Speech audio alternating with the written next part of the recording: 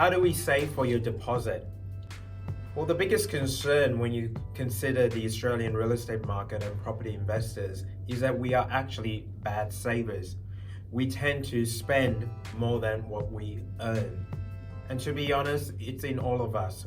We see a nice car we want to get, we see some good clothing items in a shopping center we want to buy, we see all these fancy holidays, and social media, if anything, inundates us to buy and to spend on sometimes unnecessaries that we could potentially sacrifice because of a long-term investment or delayed gratification that will give us more returns in the long term.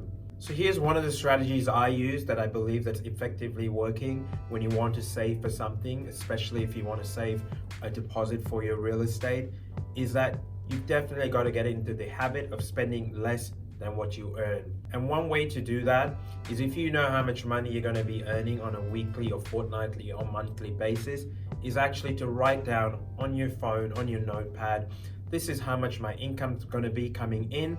These are my essential expenses, and sometimes maybe buying a flash car could be considered essential. Probably not. So when I say essential expenses, it's expenses or things that you actually need to spend on in order to survive, and that might include something like rent, purchasing grocery items, transportation, and essential items that you need to live on a day-to-day basis. And you've got to draw a line there and go, okay, this is what I truly need, and the balance needs to be put aside for a long-term return.